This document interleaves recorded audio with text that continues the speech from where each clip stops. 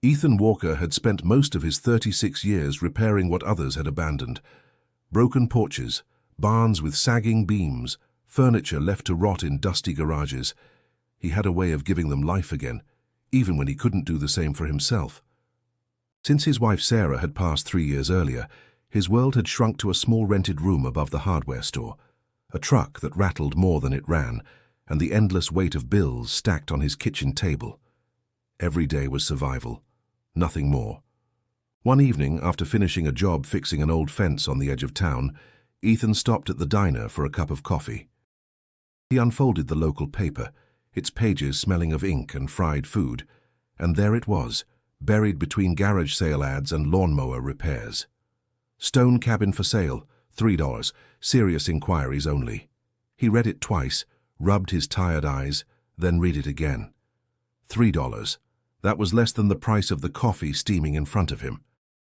He felt a rush of disbelief and curiosity, his carpenter's mind immediately picturing the beams, the stonework, the weight of history that might come with such a place. Yet beneath the spark of hope came the quick sting of doubt. Nothing in his life had ever come easy. Why would this be different? The waitress, a sharp-tongued woman named Denise, noticed his furrowed brow. "What's got you looking like you just saw a ghost, Ethan?" He slid the ad across the counter. She laughed, shaking her head. "A $3 cabin? Sounds like a scam to me, probably haunted or falling apart. You'd be better off spending those $3 on pie." Her words stung, not because they were cruel, but because they mirrored what he already feared. Still, something in him refused to dismiss it. Sarah used to tell him, "Sometimes the best doors are the ones everyone else is too afraid to open." The memory made his chest tighten, yet it pushed him toward a decision. Before we continue, if you enjoy powerful stories like this one, don't forget to subscribe to the channel. Your support helps us bring you more journeys of resilience and discovery. Ethan folded the paper, slid it into his jacket pocket and walked out into the crisp night air. The town was quiet, streetlights casting long shadows across the empty road. He could almost hear Sarah's voice urging him forward, reminding him that even small chances could carry great weight. The next morning, after a restless night filled with half-formed dreams of stone walls and hidden paths, Ethan walked to the county office. The building smelled faintly of old paper and lemon cleaner. Behind the counter sat Martha, a middle-aged clerk with a gentle smile and an air of quiet authority. "Morning, Ethan," she said warmly. "What brings you here?" He placed the folded newspaper on the counter and tapped the ad. "I need to know if this is real." Martha adjusted her glasses, read the tiny print, then typed quickly into her computer. After a long pause, she raised her eyes. "It's real. The cabin's been on the county's books for years, but no one's shown interest. Taxes went unpaid, so it's basically abandoned. The law allows us to clear it with a nominal fee. Looks like someone decided to post it in the paper rather than let it rot away." "Is there anything I should know?" Ethan asked carefully. Martha hesitated, her voice softening. "Well, it does have a bit of history. Folks say the family who owned it wanted privacy, and after they passed, no one stuck around. It's old, neglected, and way up on the ridge. No running water, no power. It won't be easy." Ethan's heart pounded. Easy had never been part of his life. He pulled out his worn leather wallet, counting the few bills tucked inside. Just enough to cover the $3 and the registration fee. His stomach growled at the thought of skipping meals, but he didn't falter. "I'll take it," he said, his voice steady. Martha stamped the papers, slid them across the counter and looked him in the eye. "It's yours now, Ethan. Just remember, sometimes the cheapest things cost the most in effort." Walking out of the county office with the deed in his hands, Ethan felt something he hadn't in years: possibility. He had no idea what awaited him up on that ridge, but for the first time since Sarah's passing, he dared to hope that perhaps life still held doors waiting for him to open. Ethan clutched the deed in his calloused hands as he left the county office. The paper was light, yet it carried the weight of something enormous: responsibility, risk, and maybe even redemption. The September sun shone brightly, but the air was brisk, carrying with it the scent of harvest fields from the edge of town. He walked slowly, his boots scraping against the sidewalk, each step echoing the question pounding in his head. Had he just made the biggest mistake of his life? He turned into the diner again, the same one where he had first read the ad. Denise caught sight of the papers tucked under his arm and smirked. "Don't tell me you actually bought that dump." Ethan slid onto a stool, too tired to deflect her sarcasm. $3 and a deed. It's mine now." Her laughter rang out, sharp and quick. "Honey, sometimes free things are the most expensive. You'll find out soon enough." Ethan sipped his coffee, ignoring the sting of her words. Somewhere deep inside, past the doubts, he felt a small flame of stubborn pride. All his life he'd worked on other people's homes, patching roofs and sanding floors that never belonged to him. Now, even if it was crumbling, he had something of his own. Still, reality pressed against him like a tightening vice. His wallet was nearly empty. He had a few dollars left for gas and maybe a loaf of bread, but not much more. The thought of pouring money and time into a decaying cabin when he could barely afford rent made his stomach knot. He pictured Sarah's soft smile, her hand on his shoulder as she'd tell him, "You can't measure a home by what it costs, Ethan. You measure it by what you build in it." That memory steadied him. Later that afternoon, he drove his old pickup to the hardware store. The bell above the door jingled, and the familiar smell of sawdust, paint, and oil greeted him. He lingered near the tool section, pretending to browse. His mind was racing, calculating. What would he need first? Nails, maybe tarps, some rope. But even the smallest items could quickly drain what little he had left. "Hey, Walker," came a voice from behind the counter. It was Maya Rodriguez, the young clerk who had worked there for the past year. She was quick-witted, with a knack for teasing customers into buying things they hadn't planned on. Today, though, her eyes flicked toward the paper in his hand. "What's that?" Ethan hesitated, then unfolded the deed. "A cabin." "Mine now, I guess." Maya raised her eyebrows. "For real? I thought that ad was a joke." "No joke. $3 and some change for the filing fee. Looks like I'm the proud owner of a pile of rocks." Her lips curved into a half-smile. "Or maybe something more. You never know. People overlook things when they're too busy laughing." Ethan met her eyes, surprised at her tone. There was no mockery, only curiosity. That gave him a flicker of reassurance. "Still," Maya added, lowering her voice, "fixing up a place like that? It'll bleed you dry. Do you even have the money?" Ethan's jaw tightened. "Not really. But I've been fixing broken things all my life. Guess it's time to fix something of my own." For a moment, Maya studied him, then shrugged. "Well, if anyone can breathe life into old wood and stone, it's you. Just don't disappear into a money pit." Her words lingered as he walked back to his truck. The late afternoon sky was streaked with orange, and the cool wind carried the faint rustle of cornfields. Ethan looked down at the deed again. He knew the road ahead wouldn't be easy. But when had anything in his life been easy? That night, as he lay in his narrow bed above the hardware store, Ethan stared at the ceiling and listened to the hum of the old fridge in the corner. Doubt clawed at him, whispering that he should walk away, return the papers, pretend it had never happened. But the flame of pride still burned quietly, steadying him against the darkness. He whispered into the quiet room as if Sarah could hear him, "This time I won't quit." The road that led to Ethan's new property was more a dirt trail than a proper path. His old pickup groaned as it climbed the ridge, its tires spitting gravel, the engine rattling with each bend. The late September sun was slipping west, casting long golden streaks across the rolling fields below. Wind rustled through the tall oaks, and the higher he drove, the more isolated the world felt. By the time he reached the final stretch, the town was nothing but a faint shadow in the valley. When the cabin finally came into view, Ethan stopped the truck and stepped out, his boots crunching against dry leaves. He stood still, taking it in. The structure looked as though it had been forgotten by time itself. Thick moss spread across the stone walls, green veins creeping upward. The roof sagged in places, with shingles missing, and the chimney leaned slightly to one side as if tired of holding itself up. He ran his hand along the rough stone. It was cold, damp, and crumbling in spots. A faint smell of mildew hung in the air, mixing with the earthy scent of the woods. The front door was weathered grey, its hinges squeaking when he pushed it open. Inside, dust motes swirled through shafts of sunlight, piercing cracks in the roof. The wooden floor creaked beneath his weight, uneven and brittle. It was worse than he expected.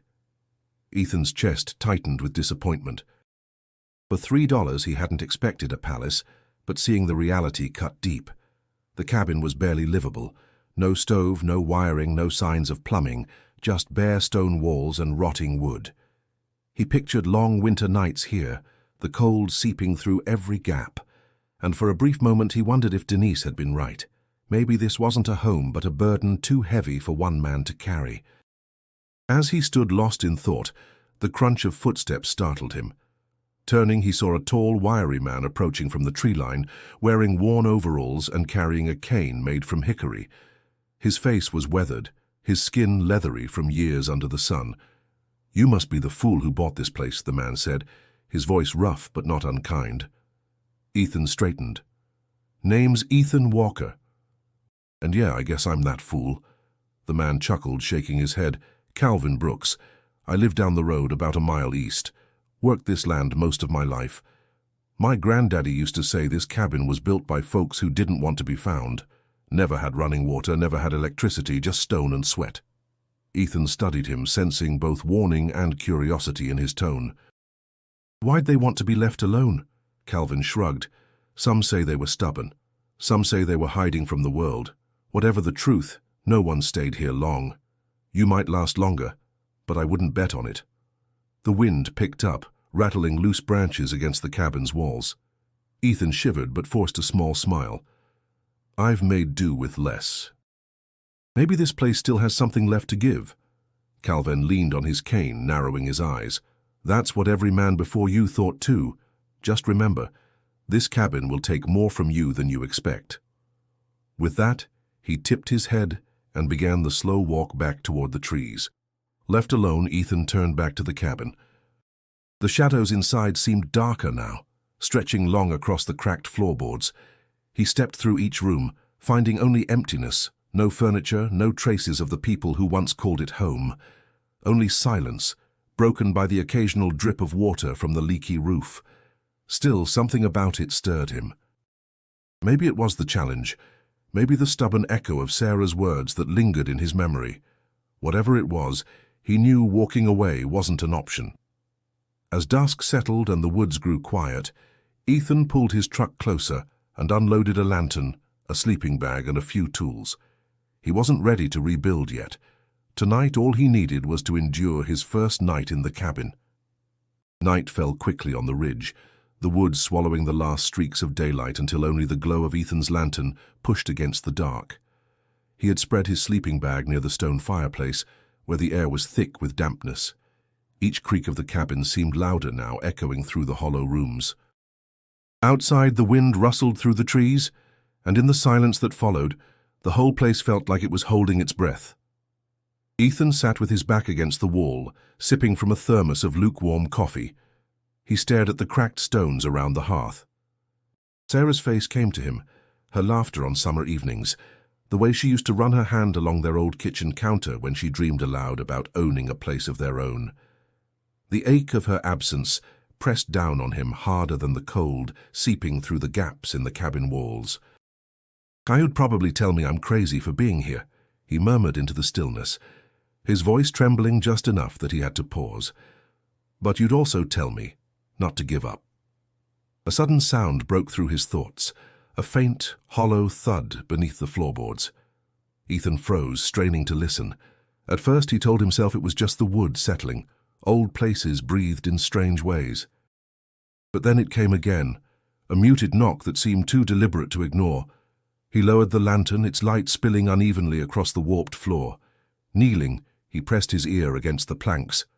The air was cooler here, and the sound of his own breathing filled the silence. For a moment there was nothing. Then another hollow echo, softer but distinct, as if the earth itself shifted below. Ethan straightened, gripping the lantern tighter. His pulse quickened, but curiosity overrode his fear. He tapped the boards with the handle of his hammer. A different pitch answered him, hollow, not solid like the rest of the floor. Must be a crawl space, he muttered, though even as he said it, doubt clouded his voice. He slid the lantern closer to the fireplace, where the sound had come from. The stones were uneven, some cracked, one sitting slightly looser than the rest. His carpenter's eye noticed it right away, the kind of imperfection no careful builder would leave unless it served a purpose. Ethan pressed his hand against the loose stone. It shifted, only slightly, but enough to confirm it wasn't fixed like the others. He tugged at it, but the weight was stubborn. His fingers slipped on the rough surface, leaving small scrapes on his skin. He sat back on his heels, breathing heavily, frustration and excitement mingling in his chest. The wind outside howled, rattling the shutters. For a moment, Ethan considered stopping. He was exhausted, hungry, and the air in the cabin was growing colder by the hour, but something about that hidden hollow gnawed at him.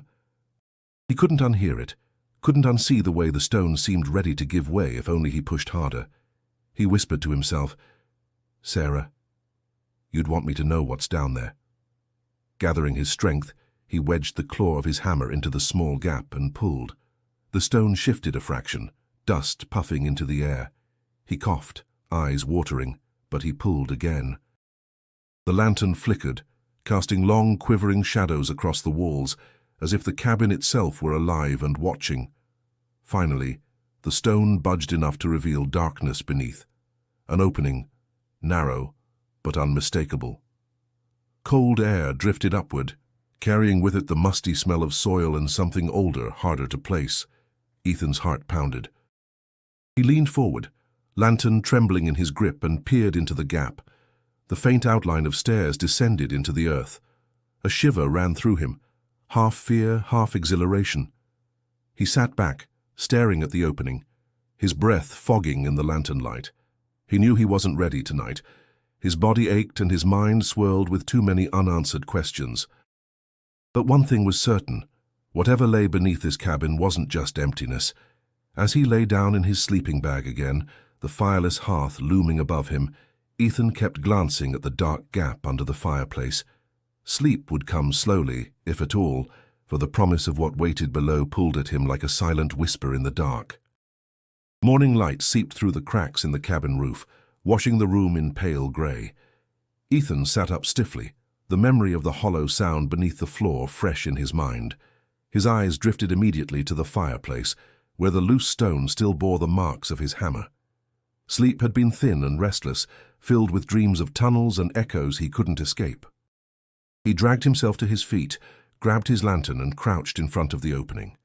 The air that drifted up was colder than the morning chill, carrying a dry, musty scent that made him think of earth sealed away for generations. His pulse quickened, each beat heavy in his chest. "All right," he muttered, steadying himself. "If you're going to hide something from me, I'm going to find it." He wedged the hammer claw deeper and tugged again until the stone scraped free, revealing a narrow stairwell carved from the earth itself.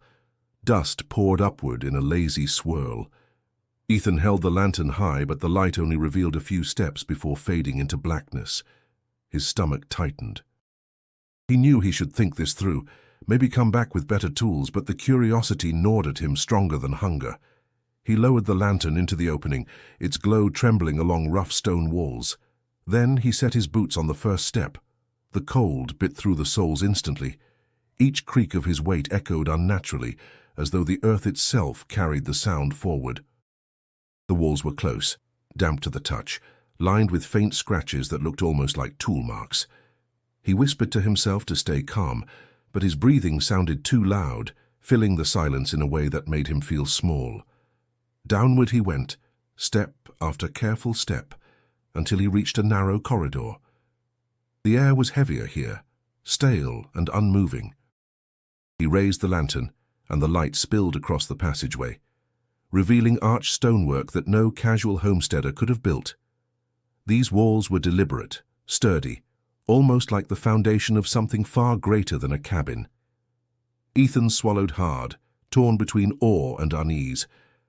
What in God's name is this place?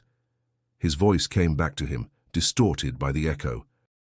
He pressed forward, boots scraping over packed dirt. The lantern revealed more than he expected, Small alcoves cut into the walls, some empty, others holding rotted wood scraps that might once have been crates or shelves. He brushed his fingers across one, and it crumbled to dust. The corridor curved gently until it ended at a heavy iron door. Rust coated its surface, streaked dark down the stone where water must have seeped for years. A thick padlock hung from its latch, so corroded it seemed fused with the metal. Ethan stared at it, lantern trembling slightly in his grip. His heart pounded in his ears. He had imagined a crawlspace, maybe a root cellar, but this was something intentional, something hidden with purpose. He crouched to examine the edges, but the door was tight, no give at all. He tugged on the lock and flakes of rust broke off under his fingers, leaving his skin stained red-brown. The silence pressed heavier now, broken only by his own ragged breaths. He leaned against the wall, trying to make sense of what he'd found. Who would build a passage like this beneath a modest cabin? And what could be so important to hide that they'd seal it with iron? For a moment fear crept in, the thought that he might be trespassing into something he was never meant to uncover. But then came the spark of determination, the same one that had pushed him to buy the cabin in the first place. If life had handed him nothing but struggle, maybe this was finally his chance to find something more. He reached for the padlock again, this time gripping it with resolve. It wouldn't open now, not with his bare hands, but it wasn't going to keep him out forever. As he made his way back up the stairs, lantern flickering against the damp walls, one thought pulsed steady in his mind. Whatever lay behind that iron door was the true secret of the cabin, and he would find a way to open it. Ethan didn't sleep much after discovering the iron door. By the time the sun rose again, his mind was set. He couldn't tackle this alone. His arms ached from pulling at the lock, his tools too few and too weak for the task. He needed heavier equipment, and maybe someone who could lend him perspective. Still, asking for help never came easy. Pride always made him want to fix things on his own. By mid-morning, he decided to swallow that pride. He drove his pickup down the ridge road to Calvin Brooks's farmhouse. The gravel crunched under his tires, and the old man's dog barked from the porch. Calvin himself stepped out, leaning on his cane, eyeing Ethan with that same mix of suspicion and curiosity. "You look like a man who's seen a ghost," Calvin said. "Not a ghost," Ethan replied, climbing out of the truck. "But I found something under the cabin, a passage, leads to a locked iron door." Calvin raised his brows, lips tightening around the stem of his unlit pipe. "You're serious?" "As a nail through the thumb." Ethan hesitated, then added, "I could use some tools, maybe a crowbar, something heavy-duty." Calvin shook his head slowly. "I told you that place takes more than it gives.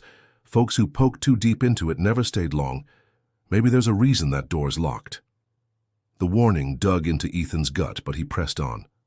"I can't just ignore it. There's something down there, and I need to know what it is." For a long moment, Calvin studied him, the weight of years etched deep in his face. Finally, he sighed. "So you're stubborn, I'll give you that. I've got an old crowbar in the shed, but don't say I didn't warn you." Ethan thanked him, loading the rusted tool into his truck. Still, he knew it wasn't enough. The lock was thick, the door reinforced. He'd need power tools, maybe a drill.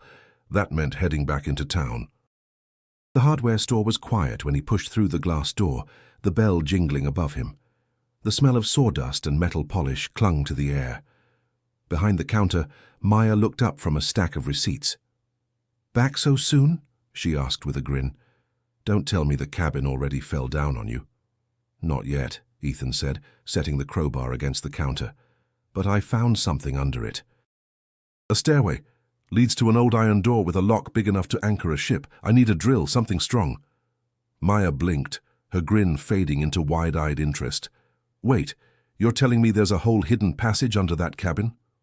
"That's exactly what I'm telling you," Ethan said, "and I need the right tools to get through it." She leaned on the counter, studying him. "Most people would have run the other way. Why keep digging?" Ethan paused. "Because for once something in my life might actually be worth the fight, and I can't walk away from that." For a moment, Maya said nothing. Then she disappeared into the back room and returned with a heavy-duty drill, its cord coiled neatly. "This should do the trick, take it. Just bring it back in one piece." "I'll pay you," Ethan said quickly, reaching for his wallet. She waved him off. "Consider it a loan. Call it curiosity. I want to know what's behind that door as much as you do."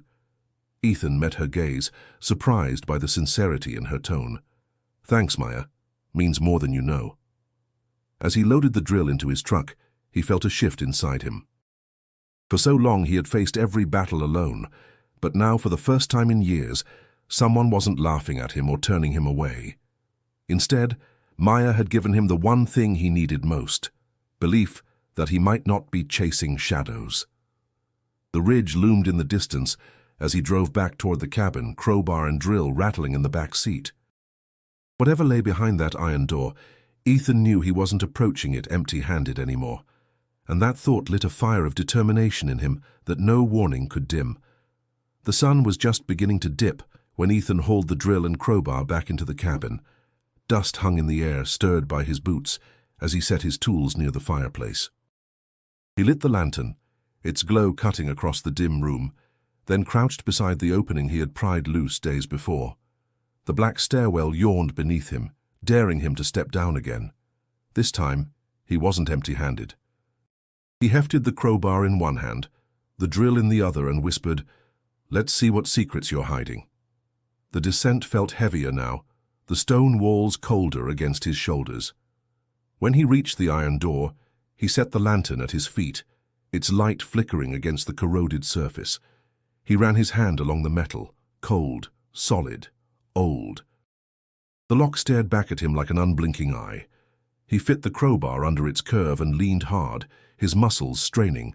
Rust groaned, flakes falling to the floor like brittle leaves, but the lock held fast. He tried again, sweat prickling his brow despite the chill. The clang of metal against metal echoed through the corridor, sharp and unsettling. Breathless, Ethan dropped the crowbar and reached for the drill. He steadied it, pressed the bit against the lock's body and squeezed the trigger. The motor whined, the vibration shooting up his arm. Sparks spat from the grinding metal, tiny bursts that lit the shadows for an instant. The smell of burning rust filled the passage, acrid and heavy. The lock shuddered under the assault. Ethan leaned harder, jaw clenched, every muscle taut with determination. At last, with a crack that echoed like a gunshot, the metal gave way. The padlock snapped and clattered to the floor. His chest rose and fell in hard breaths as he stepped back, staring at the fallen lock. For a long moment he simply listened, half expecting the silence to break, half fearing what would come next. Nothing stirred, only his own heartbeat thudded in his ears. Slowly he placed both hands on the iron handle and pulled. At first, the door resisted, sealed by years of neglect. He dug his heels into the dirt floor, yanked again, and finally the hinges screamed, a long wail that seemed to shake the stone walls. The gap widened inch by inch until the door swung open, revealing a cavernous darkness beyond. Ethan lifted the lantern, its light trembling across the space. What it revealed stole his breath. A vast hall stretched before him, carved and furnished like an underground estate. Long tables sat draped in moth-eaten cloth, chairs arranged as if waiting for guests who never came. Tall bookshelves lined the walls, their shelves sagging under the weight of dusty tomes. The air was thick with cedar and mildew, the kind of scent that clung to forgotten places. He stepped inside cautiously, his boots stirring dust that danced in the lantern's glow. His eyes roamed over chandeliers hanging from arched ceilings, their crystals dulled by years of grime. An old portrait, half covered by a fallen sheet, leaned against the wall, its painted eyes seeming to follow him. Ethan whispered, almost reverently, "This isn't just a cabin. This is an entire world, buried underground." His voice echoed through the hall, returning to him like a ghostly chorus. He tightened his grip on the lantern, torn between awe and unease. Every instinct screamed that this place carried a story, one he had only begun to uncover. Yet in his chest, alongside the fear, swelled a spark of triumph. For years, he had patched other people's homes, bent his back to keep their walls standing. Now he stood inside a hidden estate no one else had touched in decades. It was his discovery, his chance, his door that no one else had dared to open. Ethan took another step forward, the sound of his boots carrying into the vast chamber. The hall stretched deeper into the shadows, promising secrets that begged to be uncovered. He felt the weight of Sarah's words in his memory. Sometimes the best doors are the ones everyone else is too afraid to open, and he had just walked through one. News traveled faster than Ethan could have imagined. By the time he returned to town for supplies, whispers already clung to him like dust. At the diner, heads turned as he walked in. Conversations hushed, then resumed in low tones, full of words he couldn't quite catch but knew were about him. He ignored the stares, ordered black coffee, and tried to steady his thoughts. It wasn't long before the most powerful man in town came calling. Mayor Richard Caldwell was a figure everyone recognized. Tall, sharply dressed even on casual days, his silver hair combed to precision. He carried himself with the confidence of someone used to being obeyed. That afternoon, Caldwell's black SUV rolled up the ridge road, dust billowing in its wake. Ethan, who was unloading lumber from his truck, looked up with a sinking feeling. The mayor climbed out slowly, adjusting his tie despite the dirt road. "Mr. Walker, is it?" His voice carried authority, smooth but edged with steel. "That's right," Ethan said, setting down a plank. Caldwell's gaze flicked toward the cabin, then to the ridge rising behind it. "I've been hearing unusual things about this property. Word is you've found something beneath it." Ethan's shoulders tightened. "I don't know what you've heard, but this cabin is mine. Bought it fair, papers signed at the county office." "Oh, I don't doubt your paperwork," Caldwell replied, his smile thin. "But certain discoveries fall under civic interest. If there's something of historical or economic value beneath this land, it may not remain yours to claim." The words cut sharp. Ethan stepped closer, meeting his gaze. "I didn't ask the town for help when I bought it.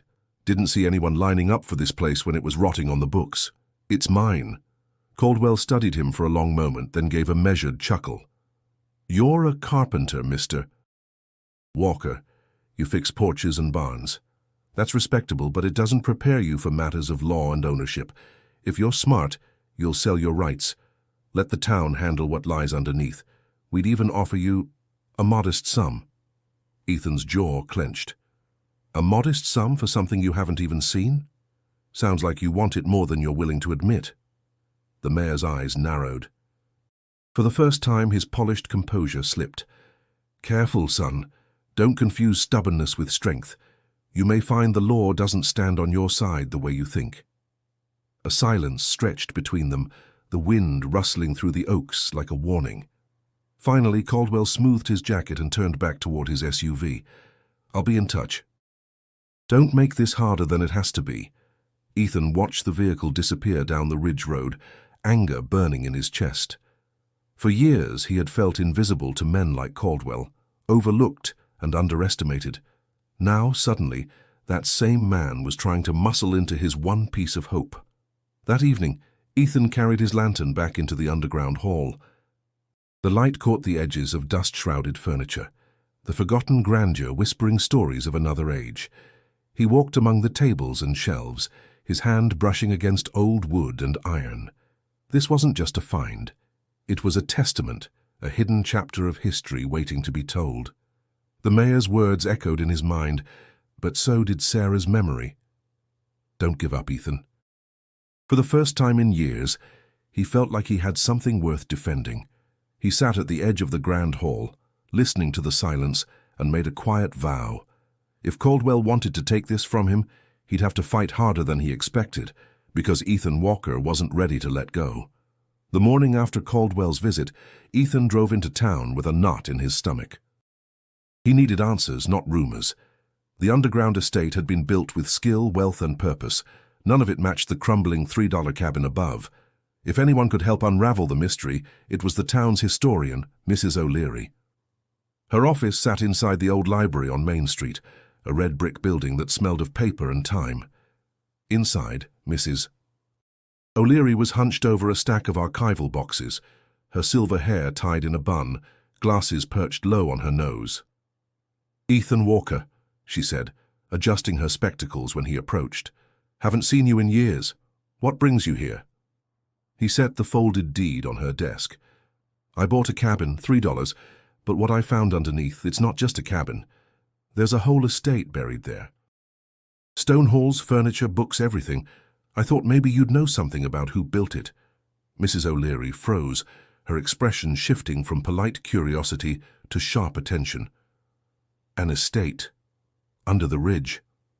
She pushed the boxes aside and motioned for him to sit. "Tell me exactly what you saw." Ethan described the stairwell, the iron door, the vast underground hall. His words tumbled out with equal parts awe and urgency. By the time he finished, Mrs. O'Leary's hands were clasped tightly in front of her, her eyes glinting with recognition. "It must have been the Davenports," she whispered. "The who?" Ethan asked. "The Davenport family.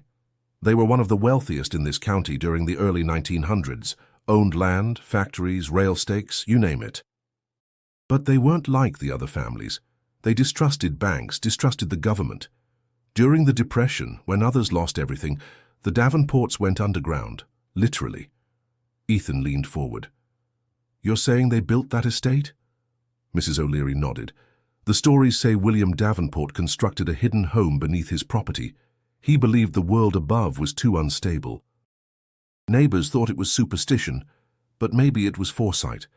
Then in the late 1920s, the entire family vanished. No sales records, no burials, no heirs. Just gone. For decades, people assumed they fled west or squandered their fortune in secret. But if you found their underground estate—" She trailed off, letting the implication hang in the air. Ethan's mind raced. "So the cabin above was just a cover?" "Most likely," she said. "A decoy. To anyone passing by, it was just a modest stone structure. But beneath it, wealth, history, and perhaps secrets the Davenports didn't want the world to see." The thought both thrilled and unsettled him. He imagined the family dining at long tables, books in hand, chandeliers blazing underground while the Great Depression swallowed towns around them. What had driven them so far from the world, and why had they never returned? Mrs. O'Leary reached into a drawer and pulled out a faded ledger. She flipped through carefully until she found an entry. Here. The last tax payment recorded under the Davenport name, 1927. After that, nothing. The land shifted through county records until it became abandoned. That explains why the cabin was so cheap. Ethan sat back, the weight of discovery pressing against him. "And now Caldwell wants to take it." Her eyes narrowed at the mention of the mayor. "Of course he does. A hidden Davenport estate would bring prestige to this town, maybe even money from the state. But don't forget, Ethan, you bought that cabin legally. The deed is yours. The estate underneath? That's part of it." Ethan clenched his fists, the determination in his chest hardening. "Then I won't let him take it.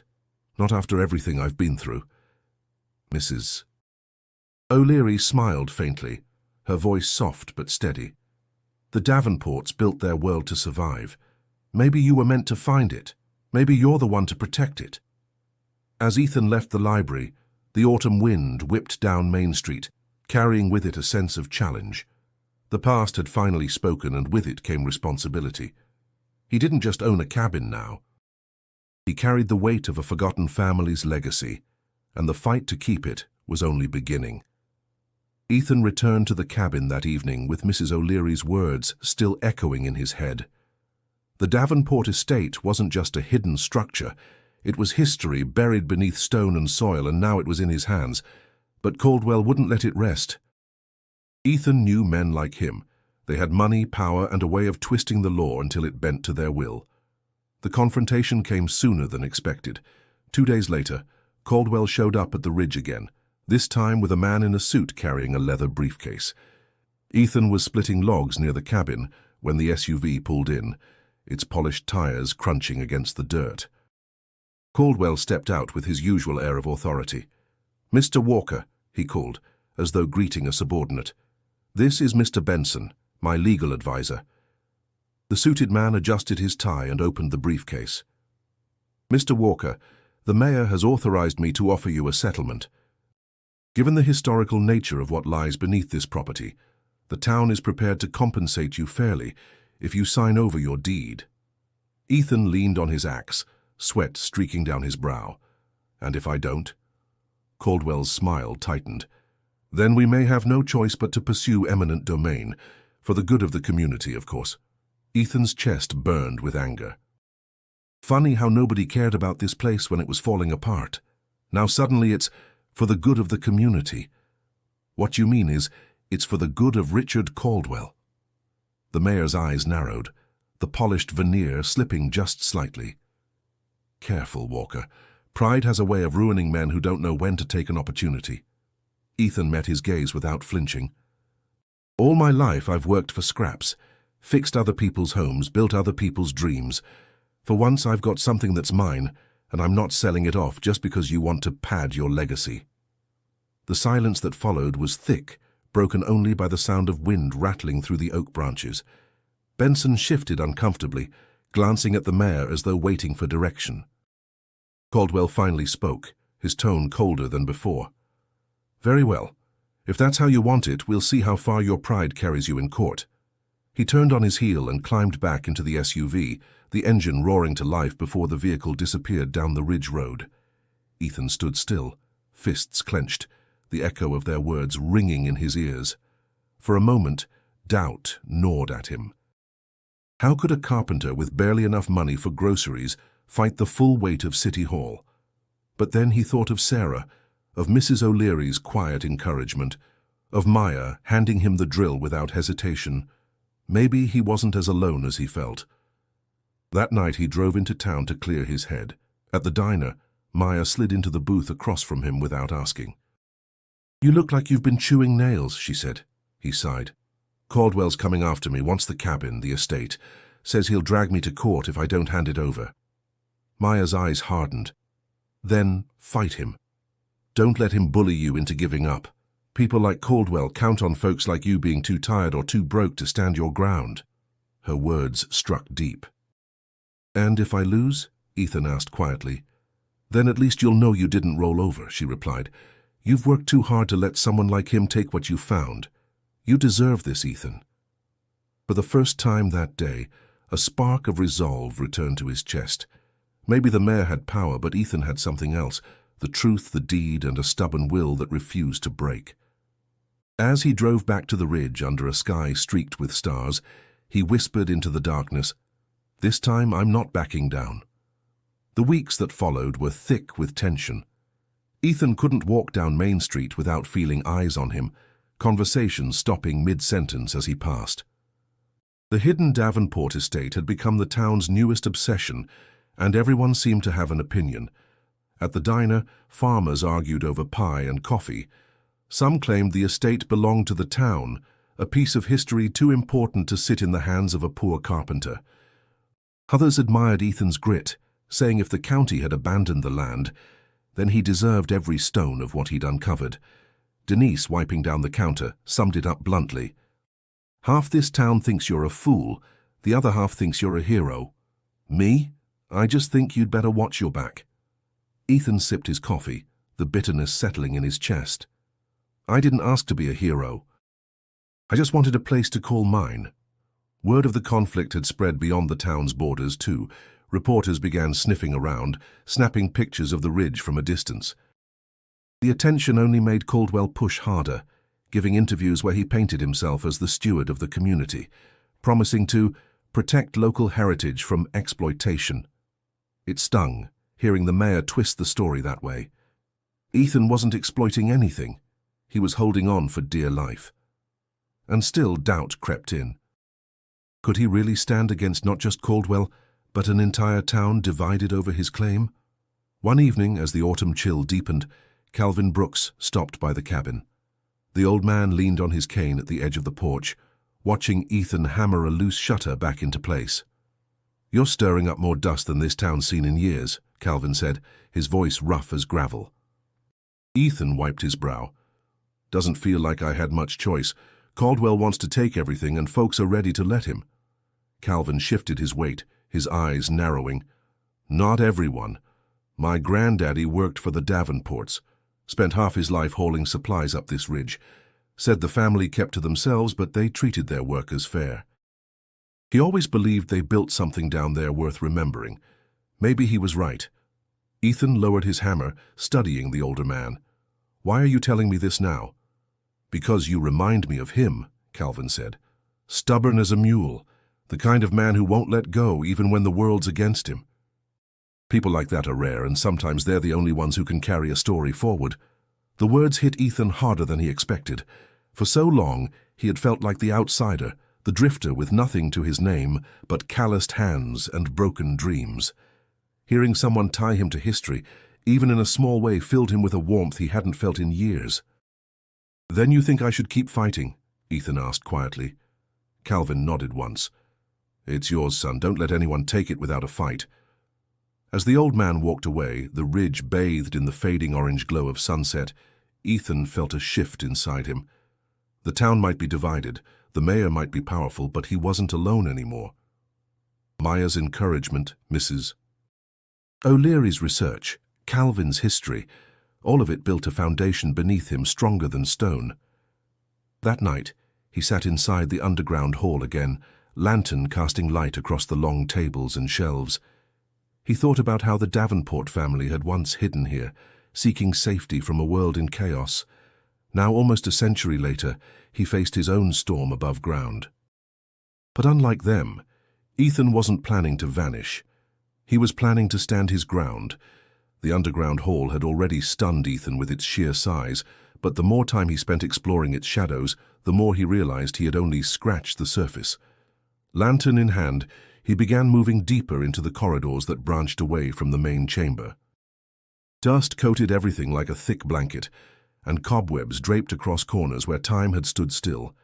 In one alcove, he brushed away a sheet that had collapsed over a long chest. The wood groaned as he pried it open.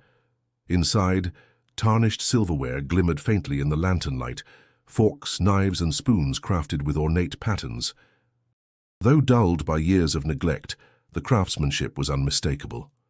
Ethan ran his thumb across one handle, feeling the carved initials WD burned faintly into the metal. William Davenport. He whispered under his breath. So the stories were true. Pressing on, he entered a side room lined with tall cabinets.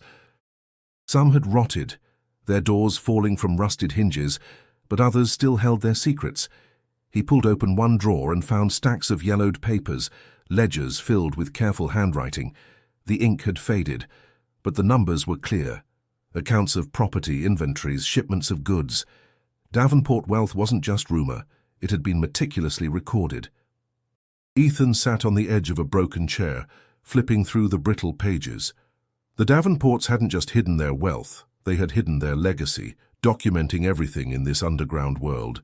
He imagined the family huddled here, poring over the same ledgers while the Great Depression raged above. In another corner, half buried beneath a fallen beam, he discovered a rolled canvas. Carefully, he tugged it free, shaking off dust to reveal an oil painting.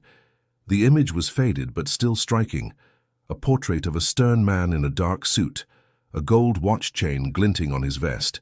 The eyes in the painting seemed alive, watching him with a mix of pride and warning. Ethan swallowed hard, a shiver running through him. He leaned the canvas against the wall and pressed on, the lantern's glow guiding him to a heavy cabinet sealed tight with rust. It took all his strength to wrench it open, the hinges screaming in protest. Inside, to his astonishment, lay bottles of wine and whiskey, their labels barely legible but still intact, a cellar within a cellar. He held one up to the light, marveling that it had survived untouched for nearly a century. The discovery filled him with both wonder and dread. Every object he found was proof of history, undeniable evidence of the Davenports' hidden world. But each piece also meant more attention, more reason for Caldwell to push harder. The mayor would see value here not as history, but as profit. Ethan rested on a cracked bench, lantern flickering, treasures laid out before him. For the first time since Sarah's passing, he felt connected to something larger than himself. It wasn't just about survival anymore. It was about stewardship, protecting this forgotten legacy from hands that would strip it bare. His thoughts were interrupted by a faint sound echoing through the hall, footsteps above muffled but distinct. He froze, listening. Someone was outside the cabin. His pulse quickened, fear prickling his skin. Was it Calvin checking on him, or had Caldwell sent someone to snoop? Ethan extinguished the lantern quickly, plunging the chamber into darkness. He sat in silence. The treasures spread around him, the air heavy with the smell of old cedar and dust. His mind raced. If others were already circling, then time was shorter than he thought. He would need to protect what he found. Not tomorrow, not later, but now. Clutching the silver fork still in his hand, Ethan whispered into the dark, "You built this to last, William Davenport. And I'll make sure it stays yours." The sound above faded, leaving only silence once more. Ethan relit the lantern, determination burning brighter than the flame. The treasures around him were more than relics. They were proof. Proof of history, proof of ownership, and perhaps the only weapons he had to fight Caldwell's growing shadow. By the time autumn settled fully over the ridge, Caldwell had made good on his threat. Papers were delivered to Ethan in a stiff manila envelope, the mayor's signature stamped at the bottom of a formal notice. The county intended to challenge his ownership, claiming the underground estate carried historical significance that placed it under municipal authority. Ethan read the letter 3 times in the dim light of his lantern, each word carving deeper into his chest. He had no money for lawyers, no savings to weather a drawn-out fight. All he had was the deed, the discoveries he'd made, and the growing weight of a town split down the middle. The next morning he marched into the county office, the worn envelope in his hand. Martha looked up from her desk, her eyes softening when she saw his expression. "They're really doing it?" she asked quietly. He set the papers down. "You tell me, do I have any chance at all?" Martha scanned the notice, frowning. "They're trying to scare you. Eminent domain is complicated and it only applies if the land is being used for public purpose. But your deed is valid, Ethan. This property was legally transferred to you. If they want it, they'll have to fight hard." Ethan exhaled slowly. "So I fight back." "You'll need to file a response," Martha said. "I'll help draft it. But you should know, court fees aren't cheap. Caldwell's counting on that. He thinks he can outspend you until you give up." The words stung because they were true. Ethan's wallet was thin, his truck barely running, his meals stretched day to day. Yet as he stood there, he felt the same stubborn flame rise in him, the one that had driven him to pry open that fireplace stone in the first place. "I won't quit," he said firmly. Later that day, Maya joined him at the diner, sliding into the booth with her usual uninvited ease. She had already heard about the lawsuit. Everyone had. "So what's the plan?" she asked, leaning forward, eyes sharp. "Fight," Ethan said simply. "Even if I have nothing, I fight." Maya studied him for a long moment, then nodded. "Good, because you're not alone. I've got some savings, not much, but enough to help cover fees. And don't argue. I've already decided." Ethan blinked, caught off guard. "Maya, I can't—" "You can," she interrupted, "and you will. Because if Caldwell wins, this town loses more than you. He doesn't care about history. He cares about headlines and donors. Somebody has to stand up to him, and right now, that somebody is you." Her words struck deep. Ethan had grown used to carrying burdens alone, but here was someone willing to step into the fight with him. He swallowed the lump in his throat and nodded. "Thank you, really." The weeks that followed were grueling. Ethan and Martha spent long evenings poring over documents, preparing filings, and gathering every scrap of evidence proving his rightful ownership. The ledgers, the furniture, the engraved silverware, all catalogued carefully, as proof the estate was tied to the cabin he had legally purchased. Caldwell, meanwhile, launched his own campaign. Posters went up around town promising preservation of Davenport history through responsible leadership. Local newspapers ran editorials questioning whether a working-class handyman could truly be trusted with such a legacy. Each article cut Ethan like a blade, but each one also hardened his resolve. One evening, exhausted from paperwork, Ethan sat with Calvin on the porch. The old man handed him a flask and shook his head. "You've got guts, boy. Most folks would have folded by now." Ethan stared into the distance, the ridge dark against the fading sky. "For the first time in my life, I've got something worth fighting for. If I give it up now, I'll never forgive myself." Calvin nodded slowly. "Then don't. Make them fight for every inch." As night settled over the ridge, Ethan felt the weight of the coming battle pressing down. He wasn't sure how much more he could endure, but one thing was certain. This fight wasn't just about him anymore. It was about dignity, history, and the belief that even an ordinary man had the right to stand his ground against power. The courthouse smelled of polished wood and old paper, the kind of place where time seemed frozen. Ethan sat at the front, his hands clasped so tightly the knuckles turned white. Beside him, Martha stacked their documents neatly, every page marked and ready. Maya sat in the back row, her eyes steady on him, offering silent encouragement. Across the aisle, Caldwell entered with Benson, the lawyer's briefcase snapping shut with a sound that echoed like a warning. The mayor carried himself with confidence, his suit pressed, his smile sharp as a blade. He nodded at the crowd that had gathered, reporters scribbling notes, townsfolk whispering. To him, this wasn't just a hearing, it was theater, and he intended to win the stage. The judge, a stern man named Justice Whitaker, called the session to order.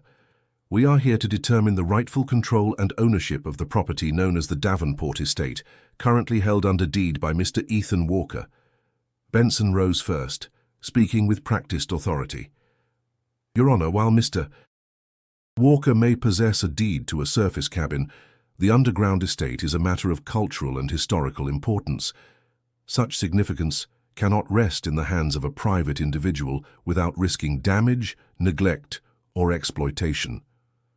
The town, represented by Mayor Caldwell, seeks stewardship to ensure this heritage benefits the community at large." Ethan's stomach churned. Benson's words were smooth, logical, dressed in the language of preservation. He could feel the tide of opinion swaying in the gallery. Then Whitaker turned to him. "Mr. Walker, your response." Ethan stood slowly, the weight of every eye pressing down on him. His throat felt dry, but he forced the words out. "Your Honor, I bought that cabin fair and square. No one wanted it. No one cared until I found what was hidden beneath it. For years I've worked with my hands, fixing what others abandoned. Now I've found something that was abandoned by time itself, and I don't believe the answer is to hand it over to the same people who ignored it for decades." He lifted one of the silver forks from the Davenport collection, holding it carefully. "This is proof the estate wasn't forgotten. It was waiting. And the deed I hold makes me its legal owner. I may not have money or power, but I have respect for what lies beneath that ridge. I won't exploit it. I'll protect it, because it's the first real chance I've had to build something of my own." A murmur rippled through the room. Whitaker raised a hand for silence, his expression unreadable. Caldwell leaned forward, voice sharp. "Mr. Walker is no historian, no curator.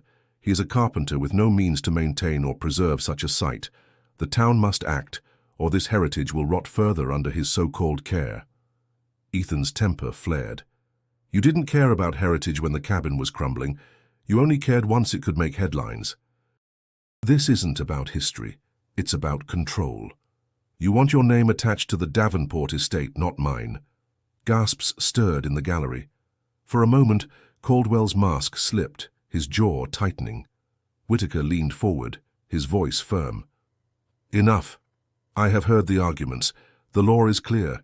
The property, including all that lies beneath, falls under the deed transferred to Mr. Walker. The county may petition for oversight in matters of safety, but ownership remains his."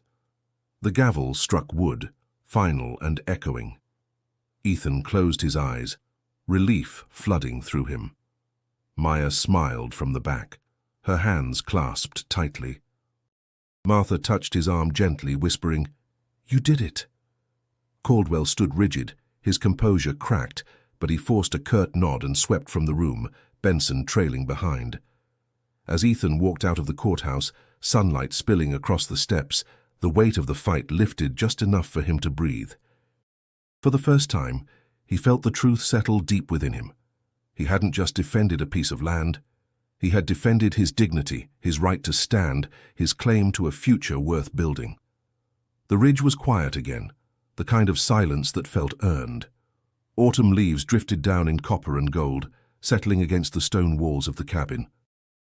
Ethan stood at the doorway, his hands resting on the frame he had repaired himself. The air smelled of sawdust and wood smoke, mixed with the faint dampness that always lingered from the underground chambers. For the first time, the cabin no longer felt like a ruin. It felt like home. After the court ruling, Townsfolk who once doubted him began to change their tune. Farmers stopped by to lend spare lumber. Young men offered to help carry debris. And even Denise from the diner sent pies to keep your strength up. The divide hadn't disappeared overnight, but the tide had shifted. Ethan was no longer the fool who bought a $3 cabin. He was the man who had stood against the mayor and won. Inside, the underground estate began to take new life. With Maya's help, he cleaned the dust from the long tables, uncovered portraits and catalogued ledgers. Calvin brought stories of his grandfather, filling the halls with echoes of memory that belonged to more than just stone. Mrs. O'Leary visited often, her eyes gleaming as she traced her fingers over spines of forgotten books. She spoke of turning the estate into a heritage site, a place where the past could breathe again. But for Ethan, the victory wasn't about history alone. It was about what the place meant to him. Each board he sanded, each hinge he repaired, was a piece of himself stitched into the walls. He wasn't just preserving what the Davenports had left behind, he was building something new, a workshop for apprentices, a gathering place for neighbors, a second chance for a man who had thought his life was already carved in stone. One evening, Maya leaned against the stone hearth, watching him sort through tools. "You realize," she said with a smile, "you've gone from fixing porches to running an estate?" Ethan chuckled, shaking his head. "I'm still just a carpenter. The wood doesn't care how big the walls are." She stepped closer, her eyes warm. "Maybe, but you didn't just uncover this place, you uncovered yourself. You proved you're more than what the town thought you were." Her words lingered with him long after she left. Sarah's memory came back, her voice as clear as if she stood beside him.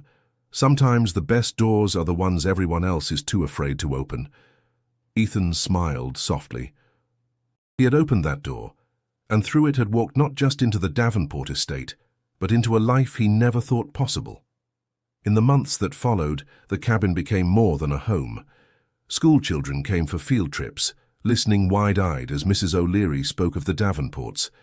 Young carpenters worked beside Ethan, learning how to shape wood, repair beams, and honor the craft. The underground hall filled with light once again, no longer a tomb of silence, but a living place of community. On the first day of winter, Ethan stood on the ridge as the sun rose, painting the sky in hues of fire. The cabin behind him glowed with warmth, smoke curling from its chimney. He breathed deeply, the cold air sharp in his lungs, and felt something he hadn't in years. Peace. He whispered into the dawn as if Sarah could hear, "I finally built us a home." And for the first time the weight of loss eased, replaced by a quiet strength. He had fought, endured, and claimed not just a cabin, but a legacy. And in doing so, he had built a future worth living. If you followed Ethan's journey from a $3 gamble to a life transformed, don't forget to subscribe to the channel.